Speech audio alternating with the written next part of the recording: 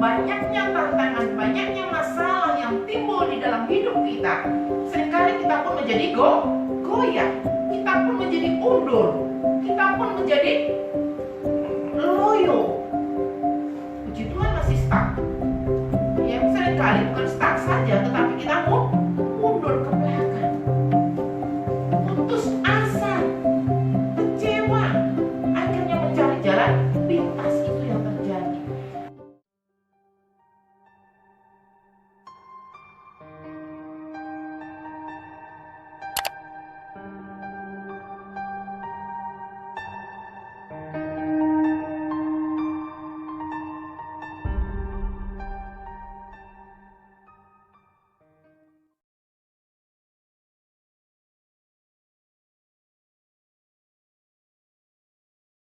Mari kita berdoa bahwa terima kasih Bapa, Allah yang Immanuel, Allah yang luar biasa, Allah selalu beserta dengan kami.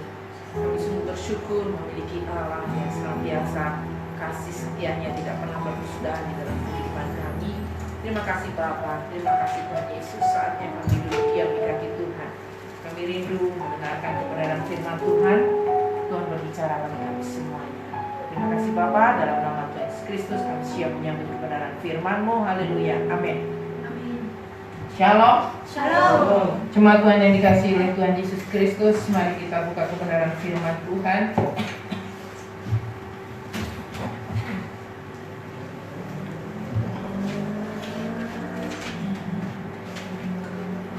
Kita buka kebenaran firman Tuhan dari 2 Timotius 3 ayat yang pertama saja.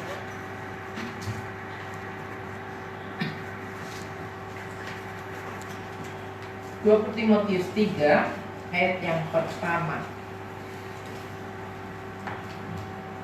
Dikatakan begini, ketahuilah bahwa pada hari-hari terakhir akan datang masa yang sukar. Ketahuilah bahwa pada hari-hari terakhir akan datang masa yang sukar. Dikatakan ayat 2, manusia akan mencintai dirinya sendiri, yaitu menyombongkan diri dan segala lain sebagainya. Saudaraku yang terkasih di dalam Tuhan Yesus Kristus, firman Tuhan sudah mengingatkan kita bahwa hari-hari yang akan datang itu adalah hari-hari yang sukar.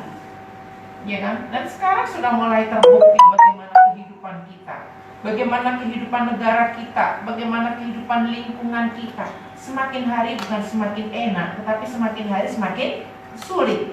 Semakin hari semakin bikin sakit kepala. Semakin hari semakin banyak tantangan, semakin hari semakin banyak yang harus kita perjuangkan. Semakin hari semakin banyak masalah yang timbul. Dan ini tidak bisa kita biarkan begitu saja, atau kita cuek aja, atau kita menghindar. Tidak bisa. Mau tidak mau kita harus hadapi. Kemarin waktu hari Kamis saya mau ke Daan Mogot sama Papa sama Mama ini. Saudaraku, Daan Mogot itu biasanya saya mau ke Citra Garden. Biasanya dari rumah ke Citra Garden itu paling setengah jam. Hari Kamis itu kita terjebak macet itu 2 jam lebih.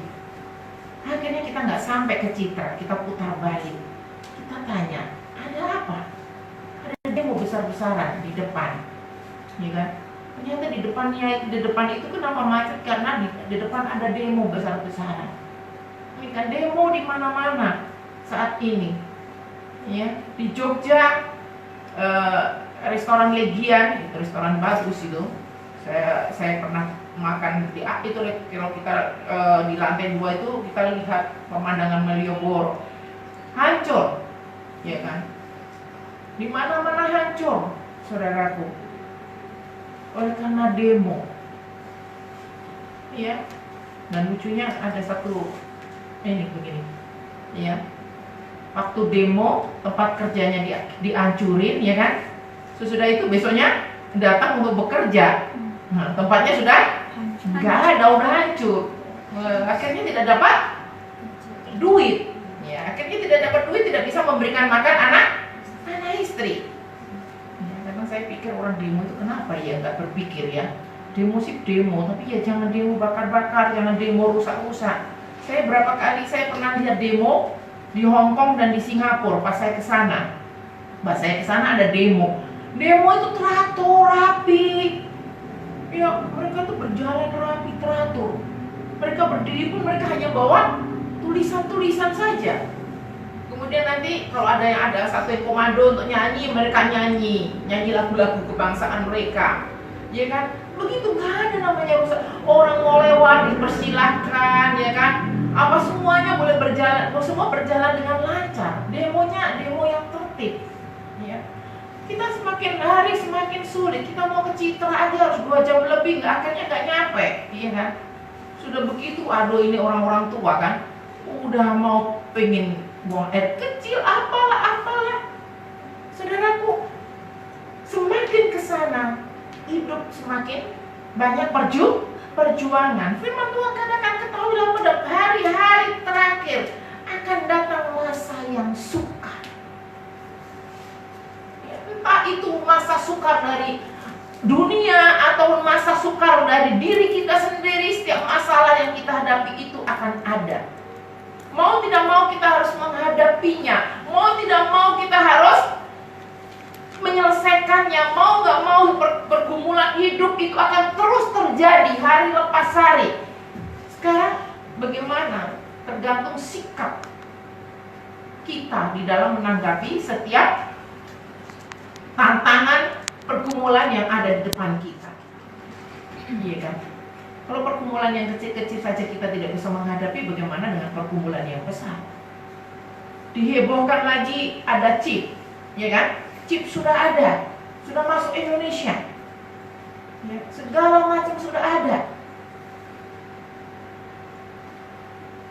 semua sudah ada, dan itu akan mempersulit lagi kehidupan kita sebagai anak-anak Tuhan. Dan seringkali oleh karena banyaknya tantangan, banyaknya masalah yang timbul di dalam hidup kita, seringkali kita pun menjadi goyah, kita pun menjadi undur, kita pun menjadi loyo. Puji Tuhan masih stuck. Ya, seringkali bukan stuck saja, tetapi kita mau mundur ke belakang, putus asa, kecewa, akhirnya mencari jalan pintas. Itu yang terjadi. Saudaraku, bagaimana kita menyikapi setiap pergumulan, tantangan, masalah yang terjadi, baik itu dari dalam dan dari luar diri kita. Yang pertama, firman Tuhan mengajarkan kita bahwa yang pertama di dalam menyikapi setiap apa yang terjadi dalam hidup kita hanya satu: berdoa. Berdoa dan berdoa.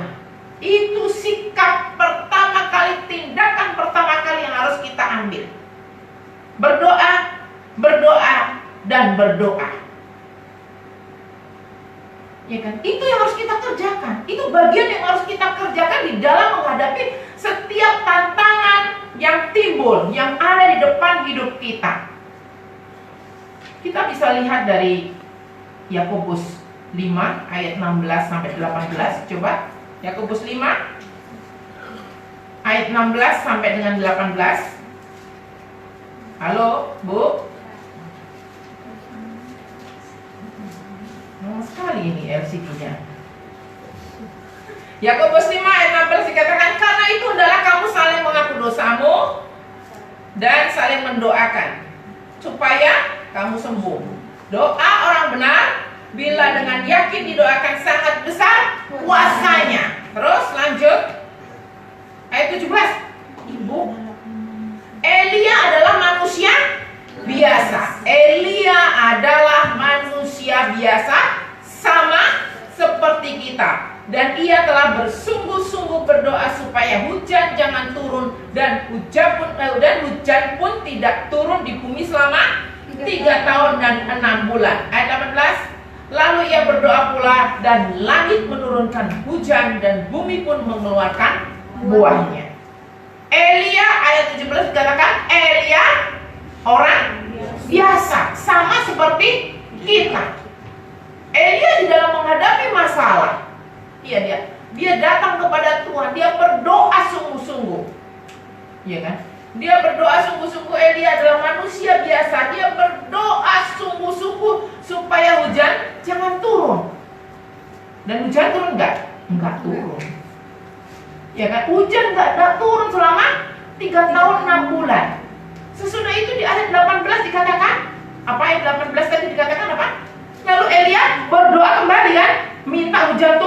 lalu hujan itu pun turun. Langkah yang pertama yang kita ambil adalah berdoa. Kita bisa lihat bagaimana kisah Daniel. Daniel itu masalah sudah di depan mata loh. Iya kan? Daniel itu masalah sudah menghadang di depannya. Ya, siapa berani nggak menyembah waktu sangkakala berbunyi nggak menyembah patung, nggak sujud menyembah, maka dia harus masuk ke gua singa. Bukan ya, kalau itu siapa yang menyembah Allah lain, ya dia harus masuk ke gua singa. Saudaraku, itu masalah sudah di depan mata. Lalu Daniel lari? Tidak. Daniel tidak lari. Kita ini setiap kali ada masalah, seringkali kita lari, kita menghindar. Saudaraku, masalah tidak bisa kita hindari. Masalah kita harus hadapi dan kita selesaikan. Daniel masalah ada di depan. Daniel tidak gentar, dia tetap berdoa. Dikatakan bahwa dia tetap 3 kali sehari dia naik ke soto rumahnya untuk berdoa, memuji dan menyembah Tuhan. Dia nggak mau pusing, yang penting berdoa. Yang penting berdoa dan berdoa. Ini yang harus kita lakukan. Ya, kita ini berdoa, saya seringkali berdoa sehari berapa? Yang pasti itu 3 kali, makan pagi, makan siang, makan malam. Ya toh, itu pun kalau belum keburu lapar. Kalau sudah keburu lapar, udah nggak berdoa, langsung aja. Apalagi kalau makan di warung, ya aduh mau berdoa malu, ya kan? Ya paling nggak sehari itu 5 kali ditambah bangun tidur dan mau tidur aminnya besok pagi. Ya. Bagaimana kita mau menghadapi tantangan yang ada di depan? Bagaimana kita mau menghadapi setiap masalah yang terjadi dalam hidup kita, baik dari dalam dari luar, kalau kita tidak pernah berdoa? Saudaraku, doa itu menghubungkan, ya, doa itu merupakan penghubung antara orang percaya kepada Tuhan. Doa itu penghubung kita dengan Tuhan. Bagaimana kita berbicara dengan Tuhan? Melalui doa. Lalu bagaimana kalau kita nggak pernah berdoa? Ya berdoa ada, tetapi berdoanya nggak sungguh-sungguh, berdoanya cuma sampai di langit-langit, ya kan? Seringkali itu terjadi dalam hidup kita. Saya sampai hari ini belajar untuk disiplin di dalam doa, sampai harus membunyikan alarm. Ya, sampai harus membunyikan alarm. Terus kalau bunyi alarm, cuma alarm bisa kita matiin. Kemudian saya pakai lagi. Kalau saking benar-benar saya mau disiplin dalam doa, kemudian ada suara. Nggak tahu siapa waktu itu yang bikin. Jessica yang bikin. Dia bilang gini, waktunya berdoa, waktunya berdoa. Itu terus menerus itu akan berbunyi. Ya, alarm berbunyi, kemudian akan disambung dengan waktunya doa pagi, waktunya doa malam, waktunya doa siang. Ya, saya pun sampai hari ini belajar untuk mendisiplinkan diri saya untuk berdoa, karena disitulah letak kekuatan saya. Ya, hanya kuasa doa. Dikatakan bahwa orang benar bila doa doa orang benar bila dengan yakin didoakan sangat besar kuasanya. Ya. Sekarang sesudah kita berdoa, yang kedua kita jangan pernah ragu lagi, ya kan? Jangan pernah ragu. Apa yang kita doakan itu jangan kita ragukan lagi. Kita harus aminkan bahwa Tuhan sanggup menolong. Jangan pernah ragu, jangan pernah bimbang. Ya. Seringkali kita ini doanya kenapa nggak dijawab Tuhan? Karena doanya di awan-awan. Karena ada keraguan dan kebimbangan dalam hidup kita. Kita berdoa, rajin berdoa. Tapi begitu amin, doanya kita ambil lagi. Aduh, begitu menghadapi kenyataan, amin. Begitu keluar dari kamar menghadapi kenyataan hidup, aduh, Tuhan sanggup nggak ya tolong saya? Aduh, Tuhan saya, bagaimana ini? Ya kan? Gak sabar menanti pertolongan Tuhan, gak sabar menanti jawaban Tuhan. Hidup kita mengalami keraguan, kebimbangan, apalagi sudah di depan mata. Iya kan? Di depan mata. Kalau sudah di depan mata, itu seringkali membuat kita menjadi bimbang. Begitu amin. Kemudian doa itu kita ambil lagi. Kita mulai meragukan kuasa Tuhan. Gitu.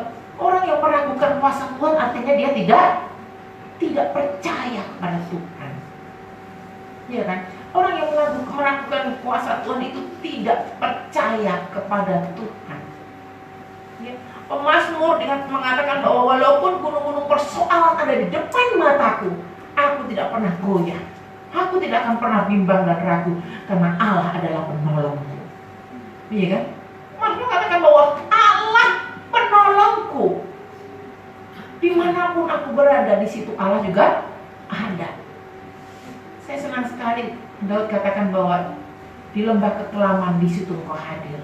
Gitu. Kemudian di air yang tenang, rumput yang hijau, di situ pun Engkau hadir.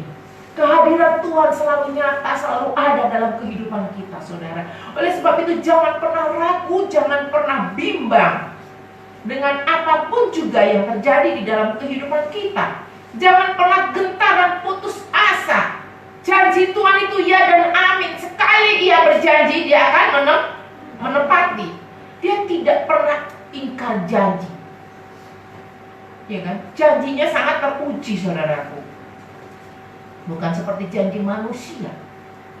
Bukan seperti janji suami, janji istri, janji pacar yang bisa meleset, bisa mengingkari. Allah kita adalah Allah yang setia. Janjinya itu ya dan amin. Tuhan katakan aku akan menggendong engkau sampai memutih rambutmu. Artinya bahwa penyertaan Tuhan itu senantiasa ada.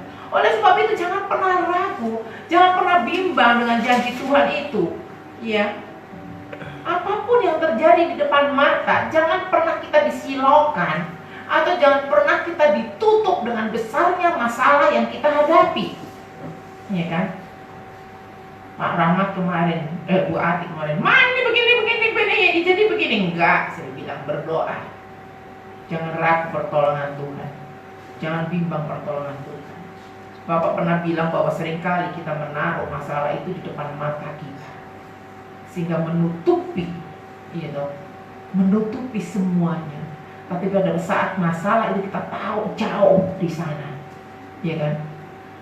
Masalah itu tidak pernah menutupi mata kita, tidak pernah menutupi mata rohani kita, bahwa ada kuasa yang lebih besar, yaitu kuasa Yesus Kristus yang sanggup menolong permasalahan yang aku hadapi, yang sanggup menolong setiap apapun yang terjadi dalam hidupku, baik itu dari dalam maupun dari luar.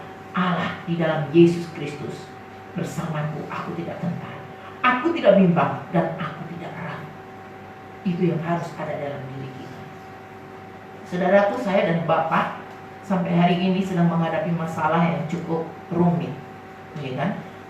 Saya kadang aduh Tuhan capek, ya kan? Rasa capek ada. Kadang saya menangis di hadapan Tuhan. Rasanya kok belum ada ya jawabannya.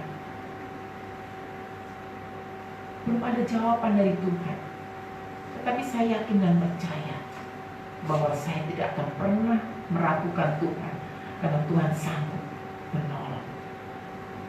Beberapa minggu lalu Bapak dan saya juga dihadapkan satu masalah. 3 minggu lalu langsung Bapak saya bilang, udah kita berdoa aja deh, berdoa. Bapak bilang, mosok masalah kayak gini aja kita doakan? Udah, pokoknya kita berdoa. Kemudian Mama Reni bilang begini, Mama ini nyaut begini, pasti Tuhan singkapkan itu. Berdoa terus, pasti Tuhan singkapkan. Ya kan? Langsung kita berdoa dan dan Tuhan singkapkan semuanya. Saudaraku, jangan pernah ragukan Tuhan. Jangan pernah bimbang. Karena pada saat kita ragu, saat kita bimbang, maka kita menuju pada putus asa. Pada saat kita ragu, pada saat kita bimbang, kita memblok pertolongan Tuhan. Ya kan? Kita menutup, memblok, memagari, memblok, pasang benteng dengan pertolongan Tuhan. Oleh sebab itu jangan pernah ragu dan jangan pernah kita bimbang dengan pertolongan Tuhan. Ya, Tuhan pasti menolong. Jadi Tuhan ya dan amin. Ya, Elia orang biasa seperti kita. Pada saat dia berdoa, Tuhan mengabulkan, mendengar setiap doanya. Ya kan? Saudaraku, kita jangan pernah meragukan pertolongan Tuhan. Tuhan punya 1000, sejuta macam cara, berjuta-juta macam cara untuk memberikan kita hikmat, untuk memberikan kita jalan keluar di dalam menghadapi setiap masalah. Iya. Kita harus sabar tunggu waktu Tuhan. Ya. Yang berikut setelah kita jangan meragukan. Ya, yang berikut bahwa teruslah kita membuka tangan kita untuk melayani Tuhan. Banyak orang yang oleh karena menghadapi masalah kemudian dia udah deh aku pray dulu ya, aku libur dulu ya melayani Tuhan. Ya kan? Ada banyak orang itu, saya pun mengalami seperti itu. Saya kalau lagi jengkel, lagi apa, udah Pak, aku nggak melayani Tuhan dulu ya. Aku patah hati dulu. Iya kan? Atau pada saat kita sedang bergumul dengan masalah, tiba-tiba ada datang orang yang minta pertolongan kita. Sering nggak terjadi? Pernah nggak terjadi? Kita lagi menghadapi masalah, Tuhan kirim orang yang punya masalah yang harus kita tolong, harus kita selesaikan. Iya kan? Jangan pernah kita menutup tangan kita, ya, untuk melayani orang. Ketika kita punya masalah, terbukalah, kita harus punya hati terus terbuka untuk bisa melayani Tuhan melalui orang-orang yang Tuhan kirim. Ya, saya juga kadang gini, aduh Tuhan, aku ini punya masalah, kenapa Tuhan kirim orang lagi punya masalah? Iya kan? Kemarin saya itu badan gak enak, Tuhan kirim ya orang punya masalah. Akhirnya dari pagi sampai sore melayani orang punya masalah. Iya kan? Dan kalau kita mengikuti diri kita tidak akan pernah mau menolong orang. Saudaraku, pada saat kita menolong orang yang punya masalah, Tuhan izinkan kita menolong orang yang punya masalah, maka disitulah Tuhan juga akan memberikan kekuatan. Terkadang saya juga terheran-heran dengan karya Tuhan ya, yang luar biasa. Saya punya masalah, tetapi saya tetap berdoa untuk setiap masalah yang saya hadapi. Tetapi terkadang masalah itu bisa selesai, padahal saya nggak merasa menyelesaikannya. Ya, sayangnya Tuhan kirim orang, satu kali saya marah-marah. Mulai hari ini ya, saya tidak akan tolong orang. Saya marah-marah itu karena saya jengkel sama orang. Saya lagi punya masalah, saya jengkel lagi. Dibikin orang jengkel. Kemudian saya bilang gini, mulai saat ini saya tidak mau menolong orang. Siapapun orang yang datang, saya mau tolak. Saya tidak mau menolong. Bapak bilang begini, benar. Wih, dengan yakin saya bilang, benar, saya nggak mau tolong, pokoknya saya nggak mau. Saya punya masalah, segudang begini, suruh tolong orang sudah ditolong masih ini lagi, masih ngaco lagi, saya bilang. Mulai saat ini aku nggak mau. Saudaraku, baru mulut saya berhenti ngomong begitu, apa yang terjadi, saudara? Waktu saya baru selesai bicara begitu, Bapak bilang, benar, pokoknya aku nggak mau. Baru selesai saya teriak-teriak, nggak mau tolong orang, nggak mau melayani orang. Saudaraku, tiba-tiba, Pak, Bu, minta tolong, begini. Terus saya gitu kan, wih, hati sudah keras kan, hati, tidak mau gitu kan. Terus Bapak bilang begini, itu kamu nggak mau tolong, benar? Enggak. Saya langsung katakan enggak. Orang itu sakit, saudaraku, dan harus ditolong. Saya bilang enggak. Dan orang yang bikin saya marah itu ya orang-orang di sekitar itu bikin saya marah. Baru diam. Orang itu ngirim orang lagi untuk tolong.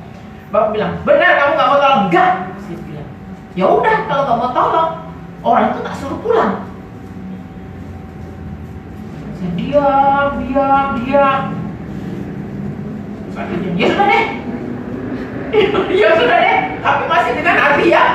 Aduh, gitu kan. Ya sudah deh. Terus Bapak bilang lagi, katanya nggak mau, katanya sudah nggak mau tolong orang. Kenapa? Aku suruh ini orang ini pulang.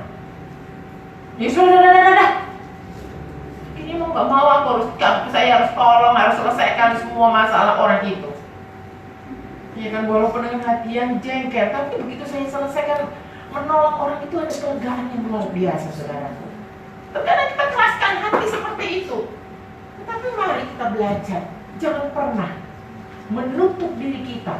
Apapun yang terjadi, yang sedang terjadi dalam kehidupan kita, mari kita tetap membuka tangan kita untuk siap menolong orang yang punya masalah.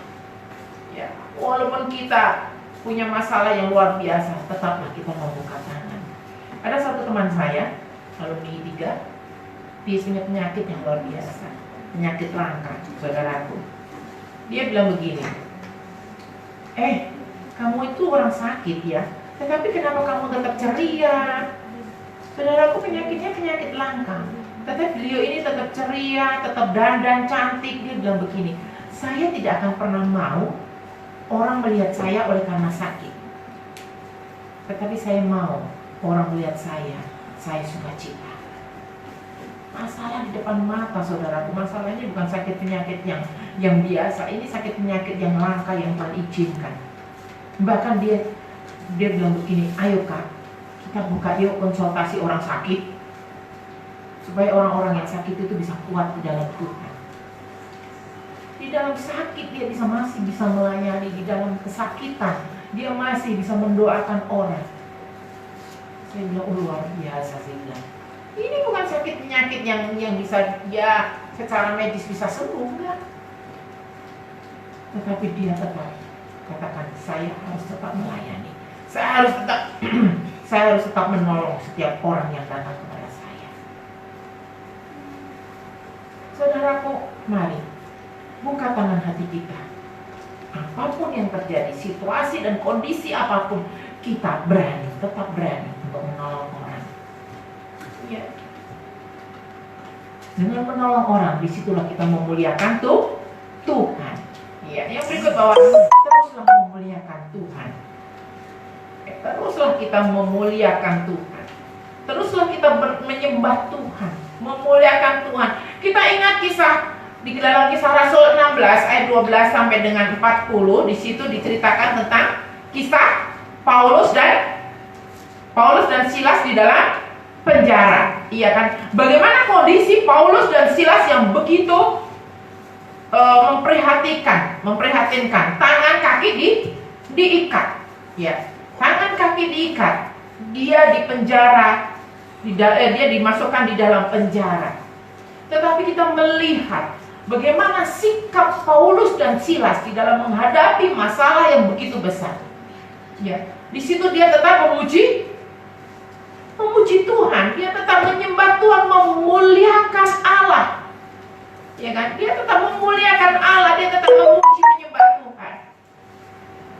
Ya, pada saat dia menaikkan pujian, pada saat dia memuliakan Tuhan, maka terjadilah mujizat yang luar biasa. Semua pintu-pintu penjara terbuka. Ya kan? Ikatannya terlepas.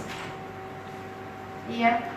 Kita ini kalau sudah punya masalah, kayaknya biar aja deh, muka kita itu udah kayak kelipat-lipat, ketekuk-tekuk, ya kan? Muka kita keriting semua, biar orang lihat bahwa kita punya masalah. Kayaknya kita tuh senang kalau orang lihat kita punya masalah. Kasihan ya, Ibu Vivi punya masalah, kasihan banget ya, mukanya tuh keriting banget gitu kan. Contoh, mukanya keriting, bukan hanya rambutnya yang keriting, mukanya pun keriting karena dia punya masalah. Ya, begitu di gereja suruh memuji Tuhan,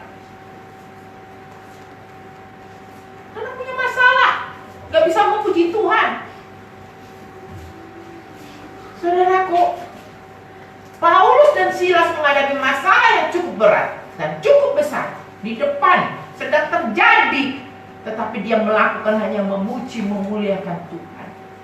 Mujizat terjadi. Ingat tembok Yeriko? Tembok Yeriko hancur runtuh oleh karena apa? Oleh karena bangsa Israel ngapain? Perang, hancurin. Nah, pakai apa itu namanya? Pakai besi yang itu. Besi apa itu namanya yang gede yang untuk hancurin itu? Enggak. Apa yang dilakukan bangsa Israel? Ini mau masuk, terjadi diblok dengan gerbang tembok Yeriko. Dia gimana bisa masuk?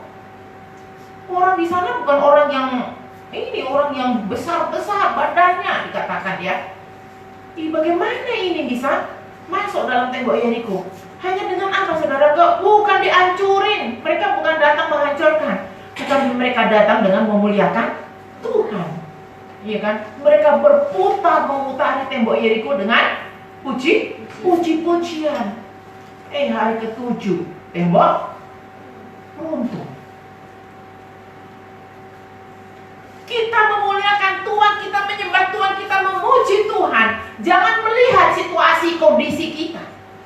Tapi kapanpun, apapun yang terjadi dalam hidup kita, kita tetap harus memuji, menyembah, dan memuliakan Tuhan senantiasa. Iya kan? Punya disiplin, mendisiplin diri untuk terus memuji dan memuliakan Tuhan. Mendisiplin diri untuk terus itu menjadi habitat kita. Bahwa sesuatu, kalau kita belum memuji Tuhan, itu ada sesuatu yang kurang dalam diri kita. Kalau kita nggak makan, kita lapar kan? Ya, kita belajar bahwa kalau kita tidak memuji Tuhan, kita juga ada sesuatu yang kurang dalam hidup kita.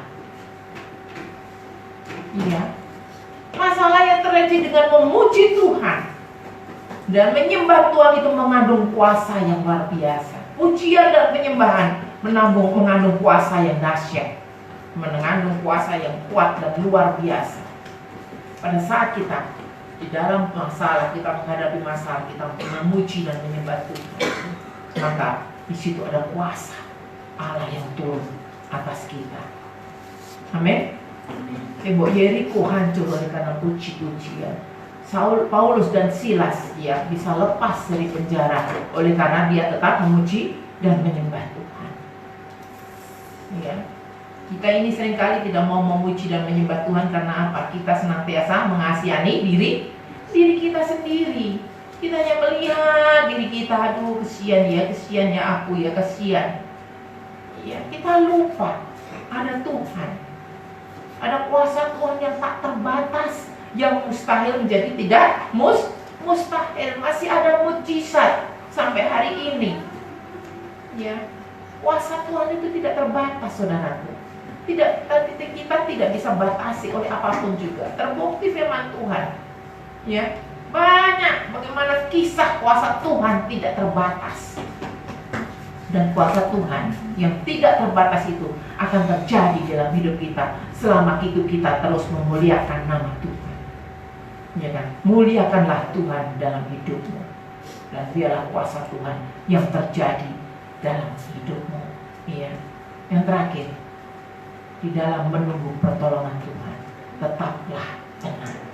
Amsal 14 ayat 30.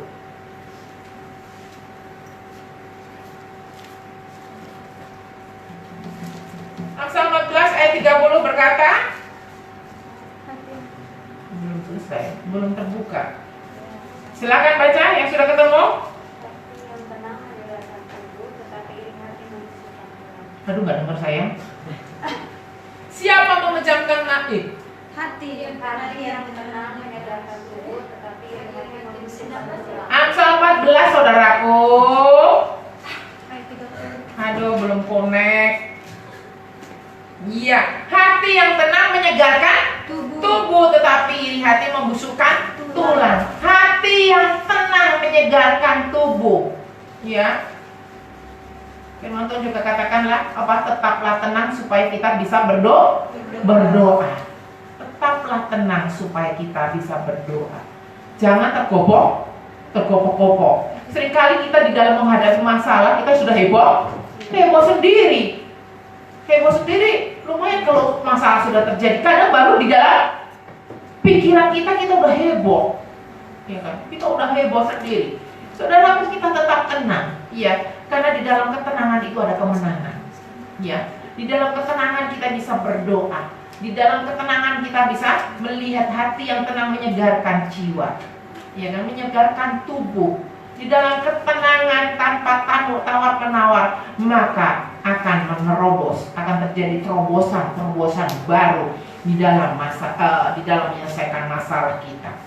Tenang dan jangan pernah tawar menawar, jangan pernah tawar hati. Tetap tenang, maka persoalan itu dapat kita terobos dengan luar biasa, iya kan? Jangan pernah tawar hati karena membuat kekuatan kita menjadi kecil. Pada saat kita bingung, pada saat kita bimbang, kita tidak bisa tenang, maka kecillah kekuatanmu. Ya, itu Amsal 24 ayat yang ke-10. Ya, Amsal 24 ayat 10 dikatakan bahwa pada saat kita tawar hati, maka kekuatan kita menjadi kecil. Oleh sebab itu maju terus, jangan pernah putus asa. Tenang, apapun yang terjadi tetap tenang, ya, karena ada kuasa Tuhan. Ya. Efesus 6 ayat 10, coba. Efesus 6 ayat 10 katakan apa? Tetaplah kuat. Apa Efesus 6 ayat 10? Eka baca. Akhirnya hendaklah kamu kuat di dalam Tuhan, di dalam kekuatan kuasanya. Akhirnya hendaklah kamu kuat di dalam Tuhan, di dalam kekuatan kuasanya.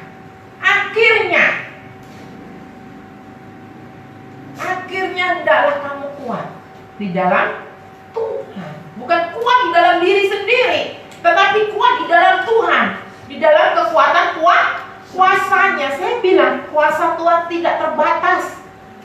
Kuasa Tuhan itu tetap luar biasa. Mukjizat Tuhan terjadi dulu, sekarang, dan selamanya. Tinggal bagaimana kita mau nggak? Kita mau nggak itu? Ya, saudaraku, Tuhan tidak pernah meninggalkan kita. Tuhan tidak pernah membiarkan kita. Apapun yang terjadi dalam hidup kita, jangan pernah menyerah dengan keadaan, saudaraku. Masih ada banyak jalan yang Tuhan berikan untuk setiap apa yang terjadi dalam kehidupan kita. Ya, terkadang kita rasa sudah buntu semua, kita sudah dikelilingi tembok. Tapi ingat, tembok Yeriko pun bisa hancur. Ya kan? Kita rasa, sudah sempit, sudah nggak bisa nih, sudah keliling tembok, nafas pun rasanya nggak bisa. Ingat tembok Yeriko. Kita rasanya sudah terikat semuanya. Si Paulus Silas bisa lepas bebas. Kita sudah di gua singa. Masalah kita kayaknya sudah di dalam masalah itu. Ingat, Daniel bisa lepas juga. Oleh karena ada kuasa yang tak terbatas, yaitu kuasa Yesus. Oleh sebab itu, hendaklah kita terus kuat di dalam kuasanya. Kuat di dalam Tuhan. Karena kita tahu bahwa masalah itu akan terus terjadi dalam hidup kita. Setiap hari masalah akan terus menghadang hidup kita. Ya, kita tidak bisa lari. Tetapi yang kita lakukan tadi, berdoa. Kemudian apa? Jangan pernah ragu. Kemudian teruslah membuka tangan kita. Kemudian yang terakhir, teruslah memuliakan Tuhan dan tetap tenang. Ya, karena Allah di pihak kita. Jika Allah di pihak kita, siapakah lawan kita? Tidak ada. Saudaraku, masalah apa yang saudara hadapi? Masalah kesehatan. Yesus tabib di atas segala tabib, dia tabib yang luar biasa. Orang mati aja dia sanggup bangkitkan, apalagi sakit penyakit kita. Dia yang punya hidup kita, dia yang punya nafas hidup kita. Tuhan sanggup memberikan pertolongan. Masalah ekonomi, saudaraku, langit bumi dan segala isinya adalah miliknya. Ya, Tuhan sanggup memberikan itu bagi kita. Saya sendiri juga kadang masalah ekonomi itu kalau udah akhir bulan saya juga kadang terlintas kepala pusing gitu ya. Tetapi saya pikir, ngapain kepala pusing ya? Udahlah, tetap aja jalan hidup bersama itu dengan Tuhan. Tuhan pasti buka jalan. Amin. Masalah apa lagi? Masalah rumah tangga, masalah jodoh, masalah apa? Aduh kecil saudaraku. Masalah menghadapi demo, masalah menghadapi apa pekerjaan PHK. Tetap ada kuasa Tuhan yang tidak terbatas, yang sanggup menolong kita, yang sanggup memberikan kemenangan bagi kita. Amin. Mari kita tunduk kepala, kita berdoa. Terima kasih Tuhan Yesus yang ajaib, Allah yang berkuasa, Allah yang menguasai hidup kami, dan Allah yang menguasai jagat raya dan segala isinya.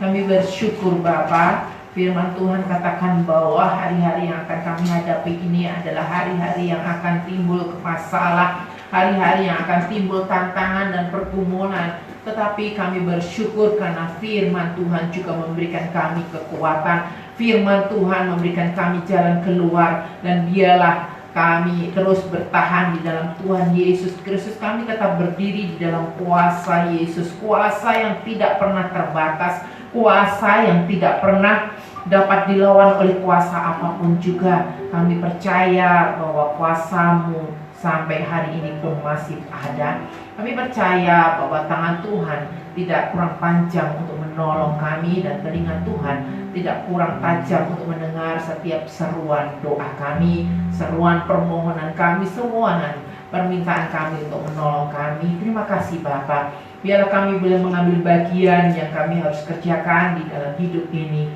dan Tuhan sendiri yang akan menyelesaikannya. Terpujilah Allah. Dalam Tuhan Yesus Kristus kami menyerahkan setiap masalah jemaat Tuhan. 3 hari hidup baru kami serahkan dalam tangan Tuhan.